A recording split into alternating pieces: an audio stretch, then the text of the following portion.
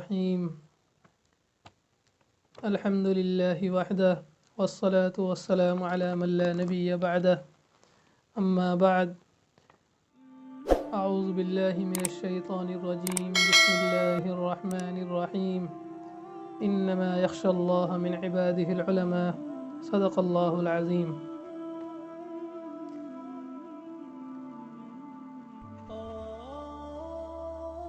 ہمارے ملک ہندوستان کے اندر پورے سال میں 2 دن ایسے آتے ہیں کہ جن 2 دنوں کے اندر ہندوستان کا ہر ناگرک، خواہ وہ کسی بھی مذہب سے تعلق رکھتا ہو اور اس کا تعلق کسی بھی ذات سے ہو، وہ ان 2 دنوں کو اپنے لیے خوشی اور مسرت کا موقع سمجھتا ہے۔ ان 2 دنوں میں سے ایک دن 26 جنوری کا دن ہے اور دوسرا دن وہ اگست کے مہینے میں یعنی 15 اگست کو ہوتا ہے۔ ہمیں معلوم ہونا چاہیے کہ ان 2 دنوں کے اندر آخر ہندوستان میں رہنے والا ہر باشندہ کیوں ان 2 دنوں کو اپنے لیے فخر کے دن، خوشی کے اور مسرت کے دن سمجھتا ہے۔ 26 جنوری جس کو کہ یوم جمہوریہ کہا جاتا ہے کہ یہ دن جمہوریت کا دن ہے، اور اسی طرح 15 اگست اس 15 تاریخ کو جشن آزادی کہا جاتا ہے۔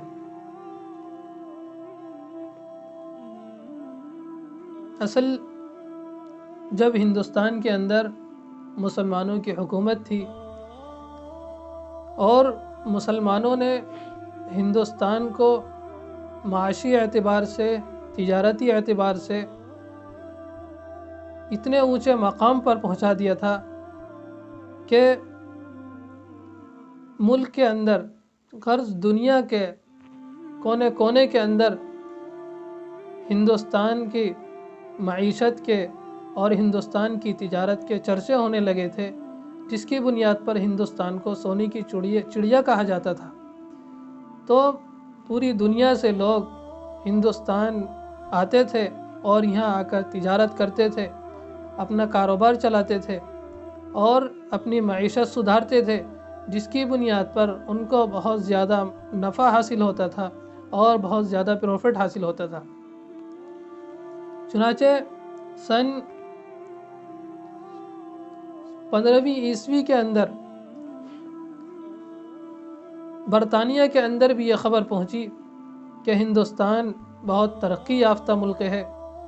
اور معیشت کے اعتبار سے، کاروباری اعتبار سے ہندوستان اپنے عروج پر چل رہا ہے۔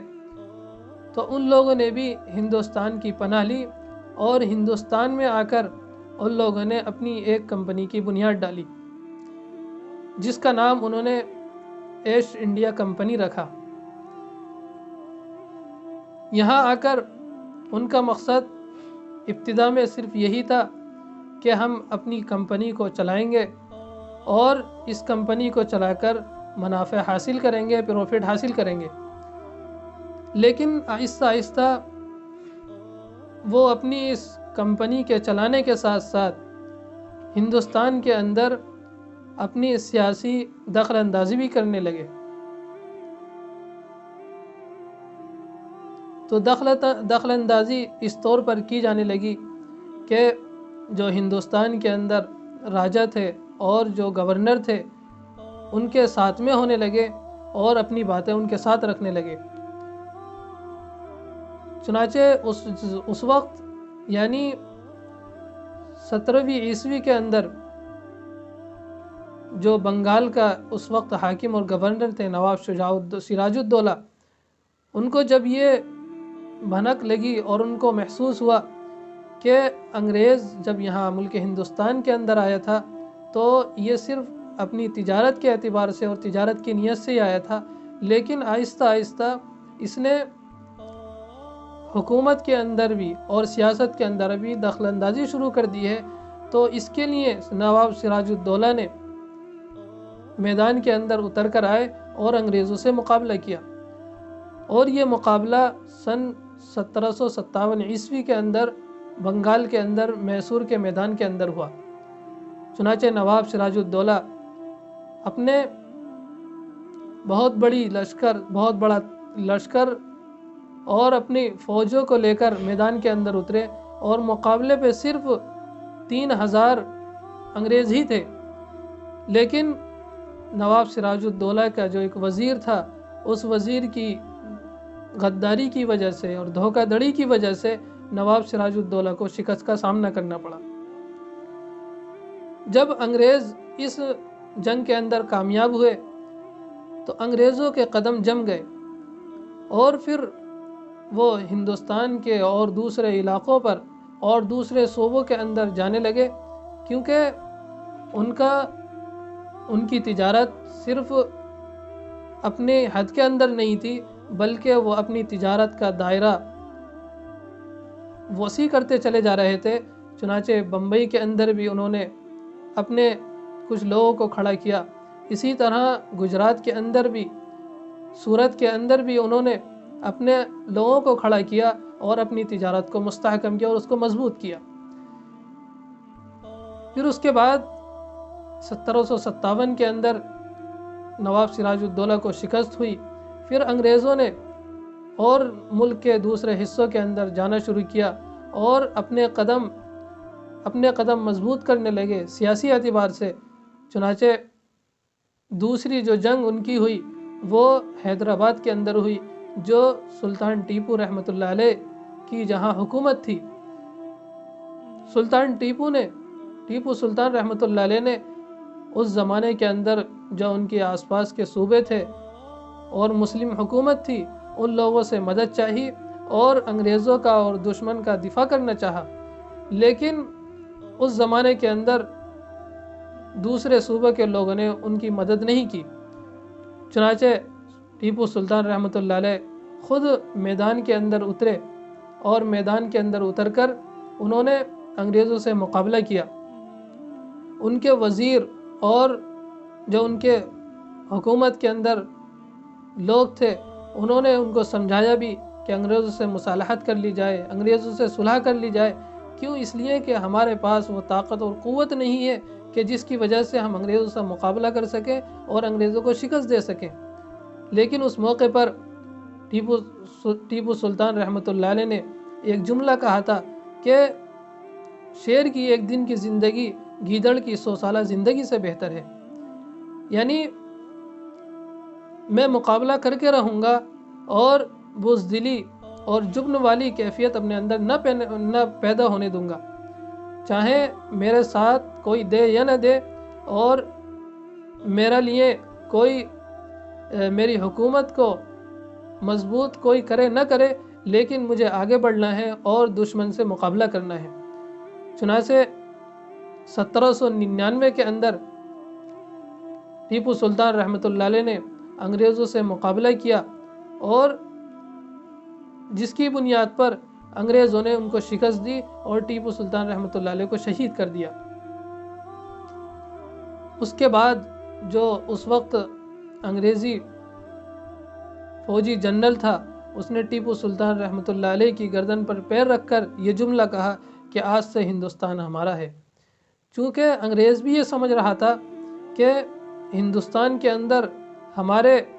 حکومت کو اور ہمارے پائے کو متزلزل، ہمارے قدم کو متزلزل کرنے والی اور ہمارے قدموں کے اندر لرزا دینے والی اگر کوئی طاقت اور قوت ہے، وہ صرف ٹیپو سلطان رحمۃ اللہ علیہ کی ہے۔ باقی اس زمانے کے اندر جو سپر پاور طاقت تھی، یعنی مسلم حکومت تھی، وہ اتنی مضبوط اور مستحکم نہیں تھی کہ وہ خود انگریزوں کا دفاع کر سکے اور انگریزوں سے مقابلہ کر سکے۔ چنانچہ پھر انگریزوں نے جب ٹیپو سلطان رحمۃ اللہ علیہ کو شہید کر دیا اور ان کی فوج کو اور ان کے لشکر کو شکست دے دی، تو انگریزوں کے قدم اور بھی زیادہ مضبوط ہو گئے، اور جس کی بنیاد پر پھر وہ پورے ملک کے اندر انہوں نے اپنی جو سیاسی دخل اندازیاں تھی وہ شروع کر دی۔ اس زمانے کے اندر دہلی کے اندر حضرت مولانا عبدالعزیز رحمۃ اللہ علیہ، جو شاہ ولی اللہ محدث رحمۃ اللہ علیہ کے بیٹے ہیں، انہوں نے کوشش شروع کی، انہوں نے یہ خیال کیا کہ اگر اسی طرح مسلمان پسپا ہوتا رہا اور مسلمان کے حوصلے پست ہوتے رہے اور انگریز اسی طرح بڑھتا رہا اور انگریزوں کے قدم جمنے لگے ہندوستان کے اندر، تو ایک دن آئے گا کہ ہندوستان کے مسلمانوں کی اور ہندوستان میں رہنے والے لوگوں کی اینٹ سے اینٹ بجا دی جائے گی اور مسلمانوں کا کوئی نام و نشان لینے والا، دین اور اسلام کا نام و نشان لینے والا نہیں ہوگا۔ چنانچہ انہوں نے غور و خوض کیا، اپنی ایمانی فراست کی بنیاد پر انہوں نے ہندوستان کو دارالحرب قرار دیا اور 1802 کے اندر انہوں نے ہندوستان کو دارالحرب قرار دیا اور انہوں نے جہاد کا اعلان کیا۔ چنانچہ ان کے دو شاگرد جو ایک کا تعلق رائے بریلی سے تھا جن کا نام سید احمد شہید رحمۃ اللہ علیہ، اور اسی طرح ایک ان کے نواسے سید شاہ اسماعیل شہید رحمۃ اللہ علیہ، ان دونوں کو انہوں نے تیار کیا اور وہ پورے ملک کے اندر، پورے ہندوستان کے اندر گھومے اور ایک ایک کے پاس جا کر، مسلمانوں میں جا کر انہوں نے جہاد کی روح کو پھونکا۔ چنانچہ پورے ملک کا دورہ کرتے ہوئے وہ افغانستان کے بارڈر پر یعنی بالا کوٹ پہنچے اور وہاں جا کر ان کا انگریزوں سے مقابلہ ہوا، لیکن وہاں بھی ان لوگوں کو شکست کا سامنا کرنا پڑا اور دونوں ہی لوگ بالا کوٹ کی سرزمین کے اندر شہید ہوئے اور وہیں وہ مدفون ہوئے۔ اور یہ انگریزوں سے جو مقابلہ ہوا تھا بالا کوٹ کے میدان میں، یہ سن 1831 کے اندر ہوا تھا۔ اس کے بعد ان کے شاگرد، کیونکہ حضرت مولانا عبدالعزیز رحمۃ اللہ علیہ کا تو 1824 کے اندر انتقال ہو گیا تھا اور انہوں نے ہی جہاد کا اعلان کیا تھا، اس لیے انگریزوں نے ان کے اوپر بے تحاشا ظلم کیا، ان کے مدرسے کو بند کر دیا گیا اور ان کی مسجد کے اوپر تالا لگا دیا اور خود ان کو نظر بند کر دیا گیا۔ چنانچہ ان کو زہر کا ایک پیالہ پلایا گیا جو اتنا زہریلا تھا کہ اس زہر کی وجہ سے ان کے پورے جسم کے اندر سفید داغ بھی پڑ گئے تھے۔ اس کے بعد مسلمانوں کے اندر جہاد کا جذبہ تھا اور ان کے دل جہاد کی وجہ سے ابل رہے تھے اور ان کا اندر ہی اندر دم گھٹ رہا تھا کہ کیسے اس دشمن کو، اس انگریز کو ہندوستان سے بھگایا جائے۔ اس سلسلے میں اس زمانے کے علماء بڑے فکر مند تھے اور بہت ہی زیادہ اس سلسلے میں غور و خوض کر رہے تھے۔ چنانچہ پھر اس کے بعد تیسرا مقابلہ انگریزوں سے وہ شاملی کے میدان کے اندر ہوا، جن میں سرپرستی حاجی امداد اللہ مہاجر مکی رحمۃ اللہ علیہ کر رہے تھے اور انہی کے ساتھ ساتھ اس زمانے کے چوٹی کے علماء حضرت مولانا رشید احمد گنگوہی رحمۃ اللہ علیہ، حضرت مولانا قاسم نانوتوی رحمۃ اللہ علیہ، اسی طرح حافظ ضامن شہید رحمۃ اللہ علیہ، یہ اس زمانے کے چوٹی کے علماء اور اسی کے ساتھ ساتھ بڑے بڑے علماء اس زمانے کے اندر ان کے ساتھ تھے اور انہوں نے وہاں انگریزوں سے مقابلہ کیا۔ لیکن اس میدان کے اندر یعنی شاملی کے میدان کے اندر بھی مسلمانوں کو بہت بری شکست ہوئی اور مسلمانوں کو بہت بری ہار ہوئی۔ تو اس طرح ایک طرف مسلمانوں کے حوصلے پست ہوتے جا رہے تھے اور دوسری طرف انگریز جو دشمن تھا اس کے حوصلے بلند ہوتے جا رہے تھے اور وہ اپنا میدان صاف کرتا چلا جا رہا تھا اور پورے ہندوستان کے اندر قبضہ کرنے کے لیے اور پورے ہندوستان پر اپنی حکومت کو جتانے کے لیے اور پورے ہندوستان پر اپنا سکہ جمانے کے لیے وہ مستقل کوشش کر رہا تھا۔ تو اس وقت اگر کسی انگریز کو معلوم ہو جاتا تھا کہ کوئی عالم دین موجود ہے تو اس کو نظر بند کر دیا جاتا یا اس کو پھانسی کے پھندوں پر چڑھا دیا جاتا یا اسی طرح اس کو جیل کی سلاخوں کے پیچھے ڈال دیا جاتا تھا، جس میں مولانا قاسم نانوتوی رحمۃ اللہ علیہ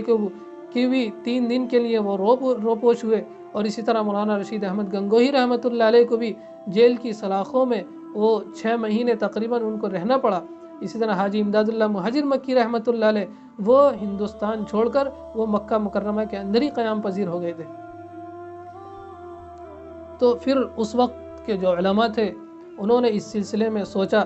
کہ اگر دشمن کا اسی طرح مقابلہ ہوتا رہا تو اس طرح تو مسلمان کم ہوتے چلے جائیں گے اور مسلمانوں کے حوصلے پست ہوتے چلے جائیں گے، جس کی بنیاد پر اسلام کا نام و نشان تک مٹ جائے گا۔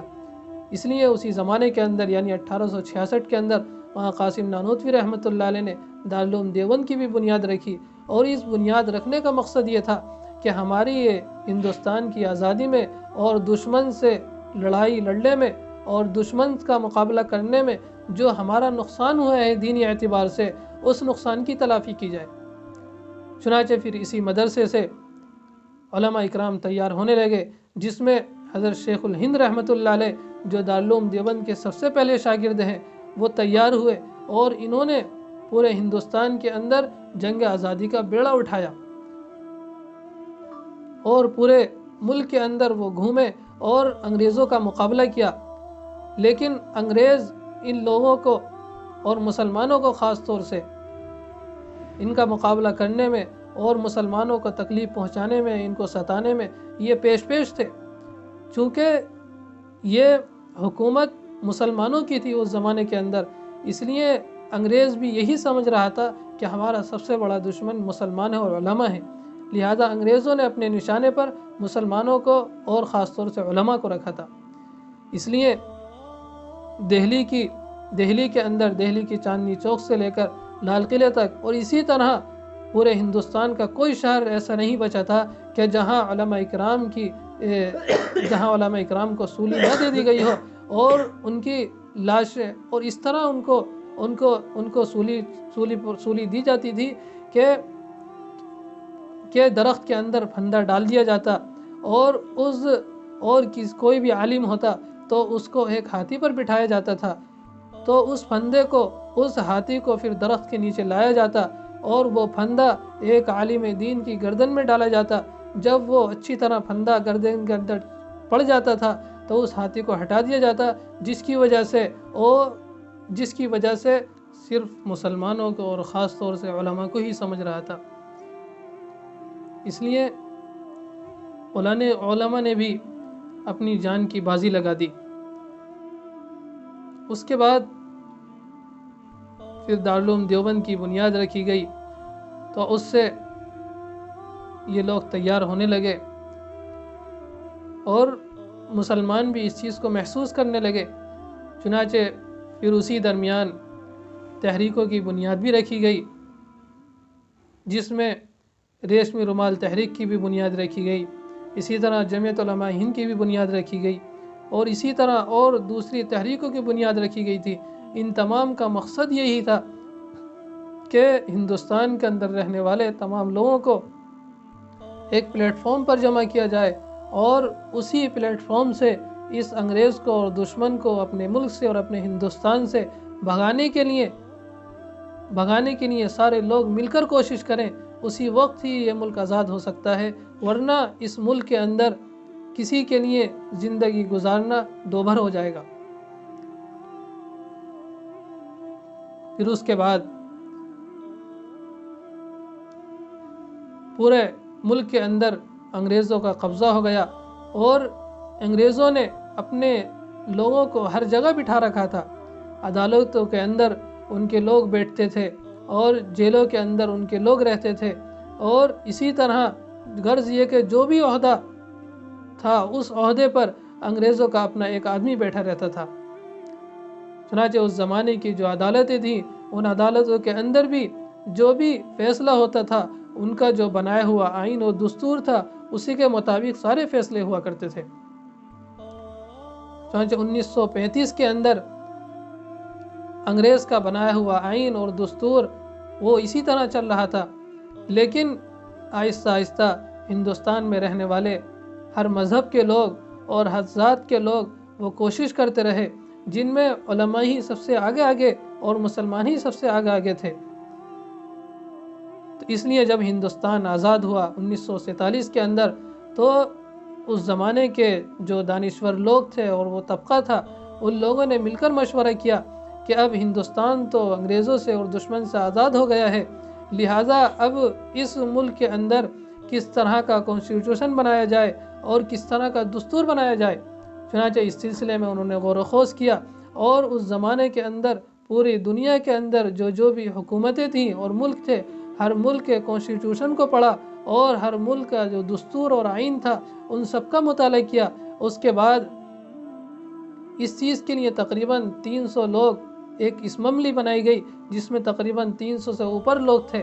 انہوں نے اس بنائے ہوئے دستور کا مطالعہ کیا اور اس میں کچھ ترمیم بھی ہوتی رہی، اس میں تنسیخ بھی ہوتی رہی، یعنی کچھ چیزیں بڑھائی جاتی رہیں اور کچھ چیزیں گھٹائی جاتی رہیں، جن میں پیش مولانا ابوالکلام آزاد رحمۃ اللہ علیہ اور اسی طرح ڈاکٹر بھیم راؤ امبیڈکر بھی تھے. ان لوگوں کے ذریعے یہ ہندوستان کا دستور اور کانسٹیٹیوشن تیار ہوا. چنانچہ جب یہ 1949 کے اندر یہ پورا تیار ہو گیا تو اگلے سال یعنی 1950 کے اندر 26 جنوری کو ہندوستان کا بنایا ہوا دستور، آئین اور کانسٹیٹیوشن کا اعلان کر دیا گیا کہ اب کے بعد سے عدالتوں کے اندر اور پارلیمنٹ کے اندر غرض یہ کہ جو بھی عہدہ ہو ان تمام عہدوں کے اندر یہ ہندوستان کا بنایا ہوا کانسٹیٹیوشن ہی چلے گا اور اس کے علاوہ کوئی اور قانون نہیں چل سکتا. چنانچہ یہ جو دستور بنایا گیا تھا، یہ دستور یہ مذہب سے اوپر اٹھ کر اور ذات پات سے اوپر اٹھ کر بنایا گیا تھا. یعنی اس میں ایسے آرٹیکلز اور اس طرح کے اس میں دفعات تھیں کہ ان دفعات اور ان آرٹیکلز میں کسی کے ساتھ کوئی ظلم و زیادتی نہیں کی گئی تھی، بلکہ ان آرٹیکلز کے اندر اس طرح کی چیزیں تھیں کہ اگر کوئی اپنے مذہب پر آزادی کے ساتھ عمل کرنا چاہتا ہے تو وہ بھی اپنے مذہب پر آزادی کے ساتھ عمل کرے. اسی طرح اس کانسٹیٹیوشن کے اندر اس طرح کی دفعات ہیں کہ اگر کسی کو تعلیم کا مسئلہ درپیش ہے اور تعلیم اس کے لیے مشکل ہو رہی ہے تو وہ اپنے اس دفعات کی روشنی میں اپنی تعلیم کے مسئلے کو حل کر سکتا ہے. اسی طرح اگر کسی پر ظلم کیا جا رہا ہے تو اپنے اس آرٹیکل کی روشنی میں اور اس بنائے ہوئے کانسٹیٹیوشن کی روشنی میں اپنی اس پریشانی کو دور کر سکتا ہے اور اپنے اوپر ظلم ہونے والے جو اس کے اوپر ظلم ہو رہا ہے اس ظلم کو اس قانون کی روشنی میں اپنے ظلم کو ختم کر سکتا ہے. چنانچہ اس کانسٹیٹیوشن کے اندر ہر طرح کے آرٹیکلز بنائے گئے ہیں،